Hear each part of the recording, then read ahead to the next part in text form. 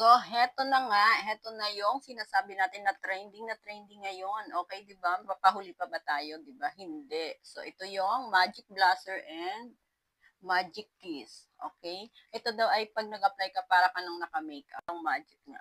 So, nakita ko sa TikTok dito talaga nila nilalagay yan. Yan, konti lang daw. Yan. Then, dito sa para ka nag-eyebrow ba ang tawag dito? Yan. Kasi ako nagme-makeup eh. Pero ito subukan ko kung talagang magic nga. Magic blusher. So, yan. Para ka lang nagme-makeup. Pag in-apply siya, yan o, nagpipink. Wow, ang ganda nga. Ito dito. Nandito. Oh. Wow. Ang ganda. Ayan o, ang ganda niya. Nagpipink talaga siya. Kung gusto niyo sa ilong, siguro maganda rin. Ano? Para medyo tumangos-tangos yung ilong. Yan. Yan dito. Okay, yan oh.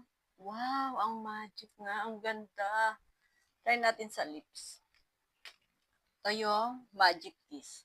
Okay? Magic kiss ang tawag.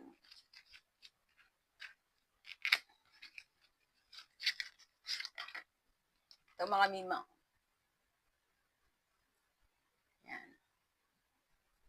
Kulay white siya, pero pag in-apply mo,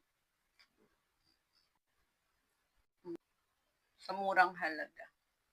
Diba? 100 plus lang ito. Dalawa na siya. Yung magic kiss at saka yung magic blusher. So, nakalagay dito ay, dito sa box niya nakalagay ay waterproof daw siya. Waterproof. So, subukan natin kung waterproof talaga. Okay? Ito, meron akong water dito. So, maghihilamos ako, ha? Pakita ko sa inyo, guys, kung waterproof na. Tsaka, gusto ko rin malaman kung waterproof talaga. Para hindi tayo mabigong lahat. Okay? Yan. Yan, guys. Oh, naghihilamos talaga ako. Okay? Yan, pupunasan na. See? Basa na siya, pero nandyan pa yung pagka-pink niya sa face ko. Ayan, oh. Tsaka dito, hindi nawawala. Pati yung lips. Pati pala, guys, yung lips, yung kiss, magic kiss, oh. Hindi siya nawawala. Ganda. Yan. O, see? Walang nangyari.